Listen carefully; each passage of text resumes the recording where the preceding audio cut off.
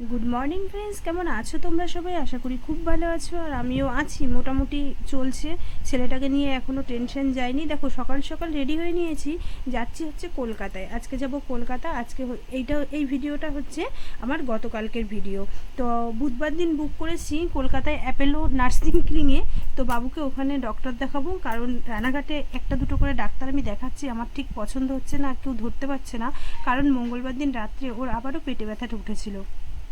যাই হোক, বাড়ির সামনে থেকে দেখো টোটো ধরে চলে আসলাম স্টেশনে। আর স্টেশনে এসে দেখি ট্রেন এই পাশে একটা দাঁড়ানো আর ওপাশেও একটা দাঁড়ানো। তো আমরা ওপাশের গ্যালোপিনটায় উঠে পড়বো। তো দেখো, এই যে ট্রেনে উঠেও পড়েছি।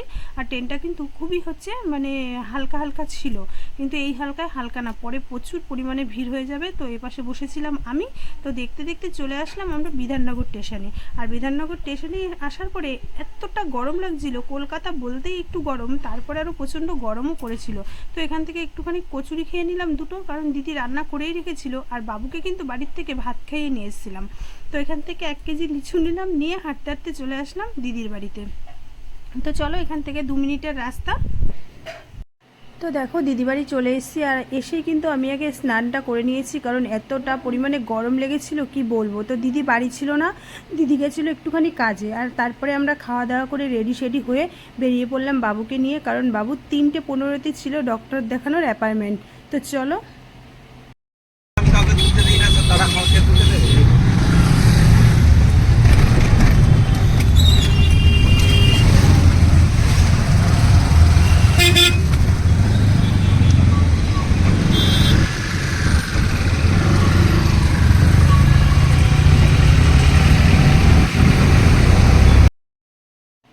আর দিদিবাড়ির থেকে যেটা মানে ডক্টরের যেখানে আমরা দেখাতে যাব, সেই জায়গাটা কিন্তু বেশিক্ষণের ডিস্টেন্স না। দিদিবাড়ি হচ্ছে দমদম পার্ক, আর যেখানে আমরা দেখাতে যাব সেটা হচ্ছে সল্টলেক।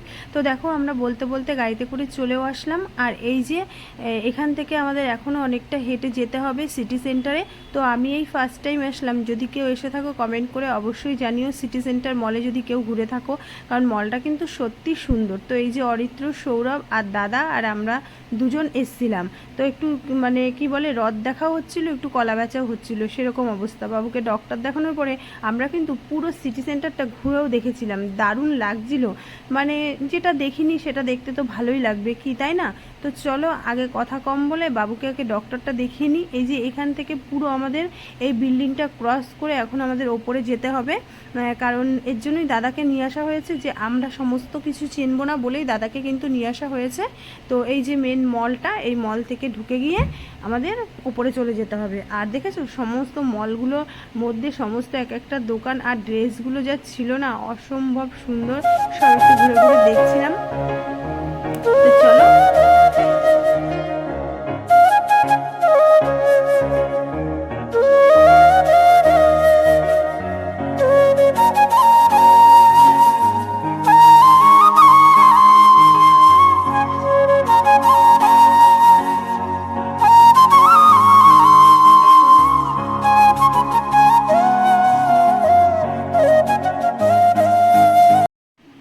তো আমরা কিন্তু এই যে চলে এসেছি, এবার সব অ্যাপয়েন্টমেন্ট করে ঠুরে আমরা এখানে বসে পড়লাম, আমাদের ঠিক টাইম মতন ডাকবে। তো এই যে ওরা পিছনে 3জন আর আমরা সামনে 2জন বসে আছি। তো এই যে এক্ষুনি ডাকবে, তো গিয়ে দেখিয়েও আসলাম বাবুকে ডক্টর। তো দেখিয়ে আমরা বাইরে চলে আসলাম। 2টো ওষুধ লিখেছে, একটা গ্যাসের ওষুধ আর একটা উনি যেটা বুঝেছে সেটা লিখেছে। তো তারপর চলে আসলাম আমরা বাইরে। তো বাইরে আসার পরে একটু এইখানটা একটু ফটো তুললাম, কিছু ভিডিও করলাম, ওদের দুই ভাইয়ের ফটো তুললাম। ফটো টটো তুলে সারা মলটা, বললাম না একবার যে খুব ঘুরেছি, সারা মলটা ঘুরে ঘুরে সব কিছু দেখছিলাম।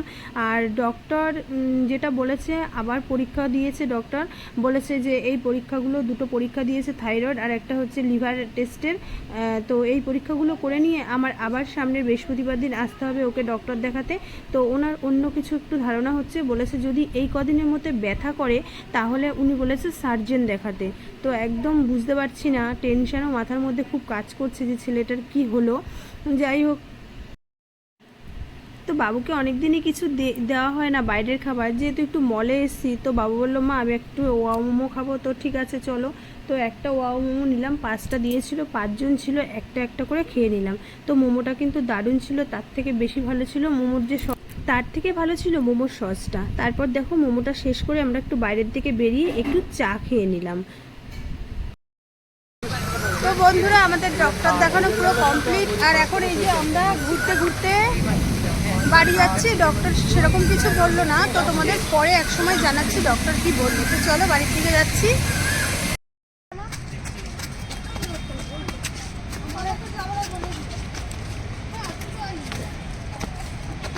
সংকটটা এখন আসছে না।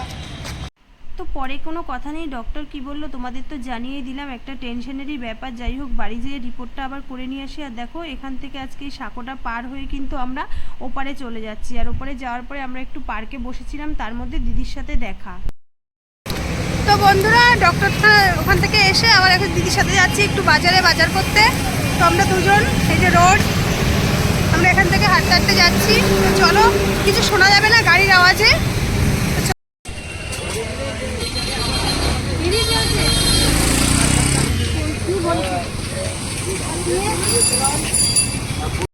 তো দেখো বাজার থেকে বাড়িও চলে আসলাম বাজার করে নিয়ে, আর নিয়ে এসেছিলো চিকেন। আমরা এসেছি চিকেন আনবো না তা কি হয়, তো দিদি বললো তুমি আজকে চিকেনটা রান্না করো অরিত্রর জন্য, তেল মশলা হালকা করে দিয়ে। আমি বললাম ঠিক আছে আমি রান্না করি তেল মশলা হালকা করে দিয়ে।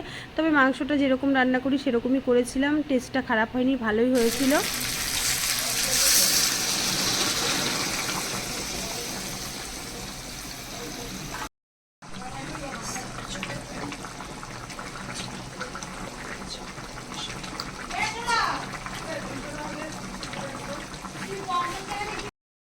তো বন্ধুরা আজকে সারাদিন থেকে অনেক সকাল থেকে খাটাখাটনি গেছে। সেই সকালবেলা এসছি, এসে আবার দুপুরবেলা হচ্ছে ডক্টর দেখাতে গেছি। তো এই নিয়ে অনেক খাটাখাটনি হয়ে গেছে। তো এই যে চিকেনটা রান্না করলাম, আর দিদি যে ভাতের হাঁড়ি রেডি করে দিয়েছে। তো একটু পরে ভাত বসাবে। তো রাত্রে প্লেন চিকেনের ঝোল আর হচ্ছে ভাত হবে। তো চলো বন্ধুরা আজকের মতন ভিডিওটা এখানেই শেষ করলাম। ভালো লাগলে অবশ্যই লাইক কমেন্ট শেয়ার করো, আর ফেসবুকটা ফলো করে দিও। শুনতে পাচ্ছ বিশাল আওয়াজ করে। তো চলো টাটা।